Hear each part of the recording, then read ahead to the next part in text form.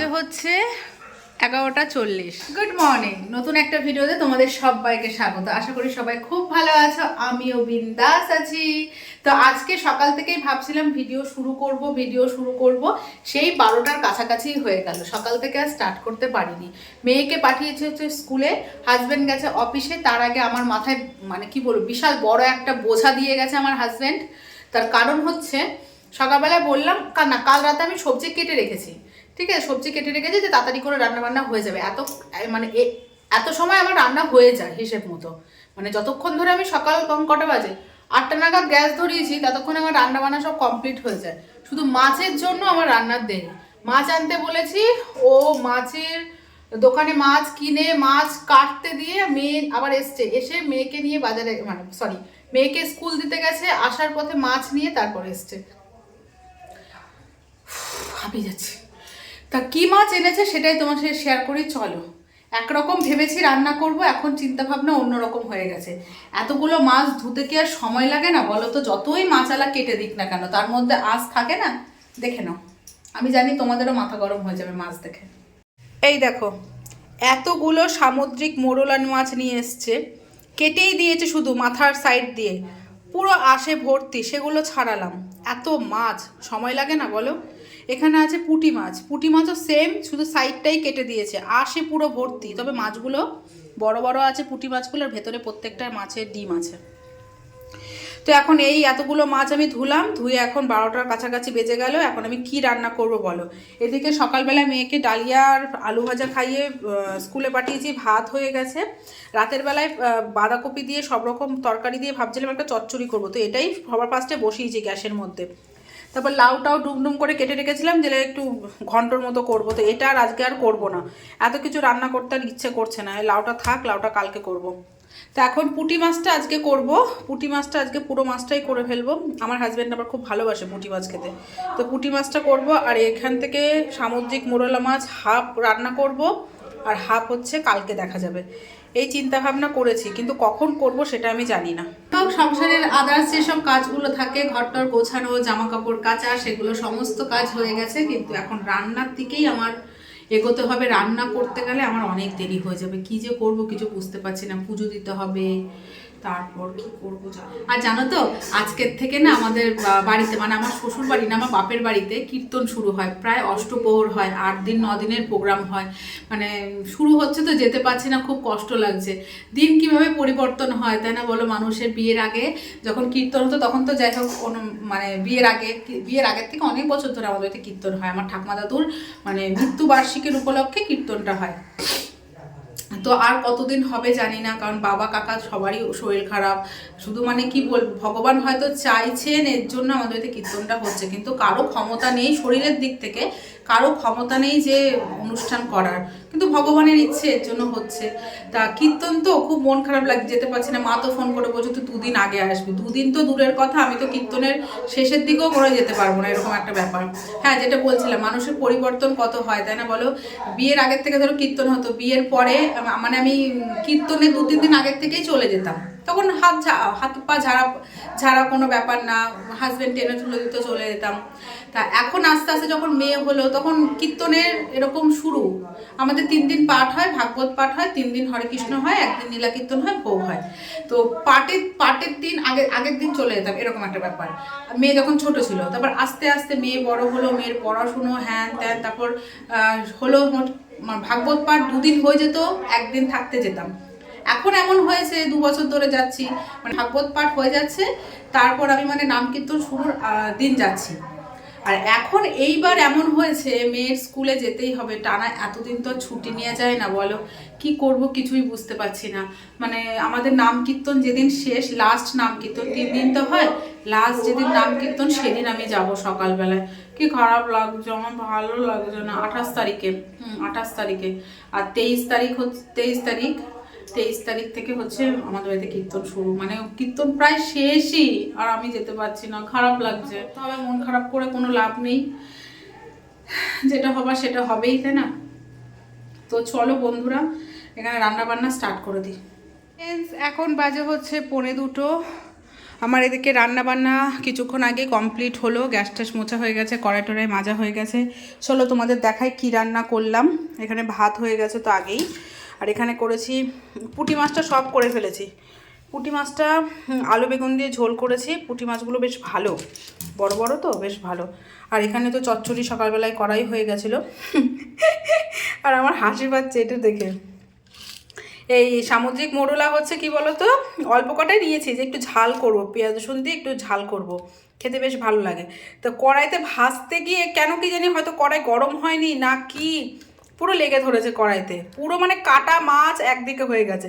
তবে কি করব, বেশি করে পেঁয়াজ আর কাঁচা লঙ্কা কালো জিরে ফোড়ন দিয়ে যে বড় বড় কাটাগুলো হয় ওগুলো মানে বেছে ফেলে দিয়ে একটা মানে ভাজা ভাজা করে রেখেছি।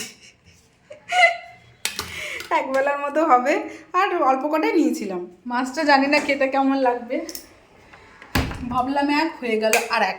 আর এদিকে হচ্ছে আমার ঘরটার সব ঝাড় দেওয়া হয়ে গেছে, ঘর মুছতে যাব, রান্নাঘরটা মুছেছি।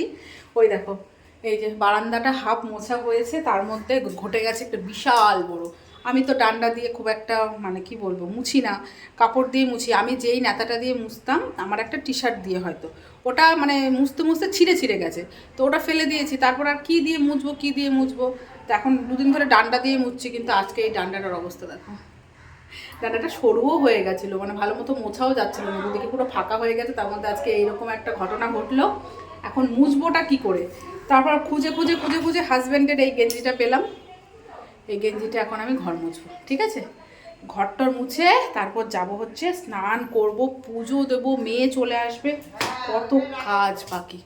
অনেক অনেক অনেক ফোন এসছে, ফোনে কথা বলতে বলতে আরও বেশি দেরি হয়ে গেছে। সব বান্ধবীরা, হেমা ফোন করেছে, তারপর আমার যা ফোন করেছে, আর কার কার সাথে কথা বললাম, ও চৈতি ফোন করেছে। কারণ চৈতি এদিকে আমাকে সত্যি কথা বলতে অনেক অনেক অনেক রিকোয়েস্ট করছে। 28-এ আমি যাচ্ছি হচ্ছে বাড়ি, আর 29-এ হচ্ছে ওর মেয়ের বার্থডে, একটু বড় করেই করছে। তো বলছে থাক থাক খুব, কিন্তু আমার তো উপায় নেই বলো, আমি কি করবো, এমনিতেই বাড়িতে কীর্তন এত দেরি করে যাচ্ছি, আগে যেতে পাচ্ছি না। এই লাঠিটা না রেখে দেবো, ভেঙে গেল, রেখে দেবো, না কুত্তা বিড়াল তাড়ানোর জন্য কাজে লাগবে। আর তোমার হচ্ছে কি করব বলো, অনেক রিকোয়েস্ট করছে, অনেকই রিকোয়েস্ট থাক। আর 28 তারিখে গিয়ে আবার 29 তারিখে আসা যায়, বাড়িতে কীর্তন, শেষ কীর্তন, মানে নীলা কীর্তন, সেদিন আমি সূর্য পুজোর উপোস টুপোস করি। খুব খারাপ লাগে, আমারও খারাপ লাগে, সবাই এতভাবে রিকোয়েস্ট করছে, সবাই যাচ্ছে, খুব খারাপ লাগছে। রুমিদিরা আসবে, মিস করবো, কিন্তু এদিকে কী বলতো, আমাকে বাড়িতে যেতেই হবে, আবার থাকতেও পারবো না, এরকম একটা ব্যাপার। তো চলো, ফোন এসছে, আমি তাড়াতাড়ি করে কাজবাজ সেরে তারপর আবার তোমার সাথে কথা। Good morning, next day. কালকে আর কন্টিনিউ ভিডিওটা করিনি, কারণ হচ্ছে দুপুরে খাওয়া দাওয়া করার পর স্যার এসেছিল মেয়েকে পড়াতে, তারপর হচ্ছে মেয়ের স্কুলের প্রজেক্ট ছিল, সেগুলো তৈরি করতে করতে আর ইচ্ছে করেনি যে আমি আর কন্টিনিউ ভিডিওটা করি। তাই আজকে আবার সকালবেলায় তোমাদের সামনে চলে আসলাম। এখন মেয়েকে স্কুল পাঠিয়েছি, হাজব্যান্ড অফিস চলে গেছে, আর এইদিকে ঘরটরগুলো গোছানো হয়ে গেছে, কিছু জামা কাপড় আছে সেগুলো এখন ভাঁজ করব। আর ওদিকে হচ্ছে রান্না বান্না হচ্ছে, ডাল সেদ্ধ বসিয়েছি, ডাল সেদ্ধ হতে হতে এগুলো ভাঁজ করে নেব। সুযোগ বুঝে কাজ করতে হবে, তাই না? প্রত্যেকটা দিন জামা কাপড় কাচা ধোয়া হয়, প্রত্যেকটা দিন, এমন কোনো দিন বাদ নেই যে জামা কাপড় আজকে আমার কাচা ধোয়া নেই। আজকেও কত জামা কাপড় কেচে দিয়েছি, মেয়ের স্কুলের ড্রেস, না স্কুলের না, ওটা পিটি ড্রেস সব কেচে দিয়েছি, বুঝেছো?